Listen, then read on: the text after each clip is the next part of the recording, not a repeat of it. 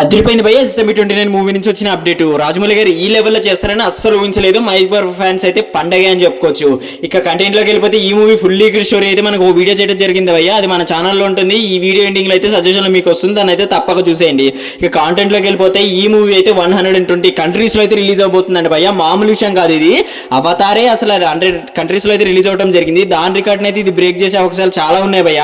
Total గా 1 billion members కి అయితే ఈ మూవీ చూసేలా అయితే రాజమౌళి గారు ప్లాన్ చేస్తున్నారంట. ఇదైతే మన కెనియా నుంచి వచ్చిన రిపోర్ట్ భయ్య. ఇవన్నీ అప్డేట్స్ రిపబ్లిక్ ఆఫ్ కెనియా నుంచి అయితే మనకు రావడం జరిగింది భయ్య. రీసెంట్ గా అయితే రాజమౌళి గారు అక్కడికి వెళ్ళారు భయ్య షూట్ స్టార్ట్ చేయడానికి. పర్మిషన్ గురించి 95% అయితే మన కెనియాలో చేయబోతున్నారంట. సో అక్కడైతే చెప్పడం జరిగింది. ఈ మూవీ 200 crores తోటి తీయబోతున్నారంట భయ్య.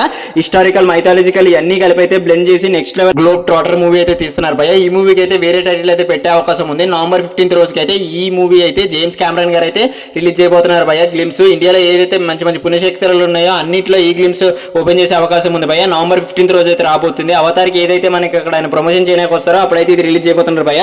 RRR తోటే మనకి రాజమౌళి గారికి ఏ లెవెల్ క్రేజ్ లో వచ్చిందో చూడొచ్చు. నెట్ఫ్లిక్స్ లో మామూలుగా ట్రెండ్ అవ్వలేదు భయ్య, వేరే కంట్రీస్ లో RRR.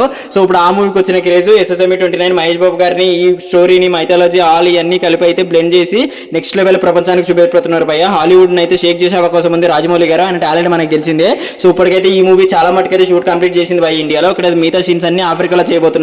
సో మనకి ఈ మూవీ మార్చ్ 25, 2027 లో అయితే రిలీజ్ అవబోతుందని మనకు వచ్చిన అప్డేట్. మరి అదైతే తొందరలో అప్డేట్ చేయబోతున్నారు. అవతార్ మూవీ 100 స్క్రీన్స్ లో రిలీజ్ అయింది భయ్య. ఈ మూవీ 120 స్క్రీన్స్ అంటే అరాచకం ఏ లెవెల్లో స్టోరీ ఉంటుందో, రాజమౌళి గారి కాన్ఫిడెన్స్ ఏ లెవెల్లో ఉందో మీకు అసలు ఊహించుకుంటేనే మీ ఊళ్ళకి వదిలేస్తున్నాను భయ్య. మామూలుగా లేదు ఇది.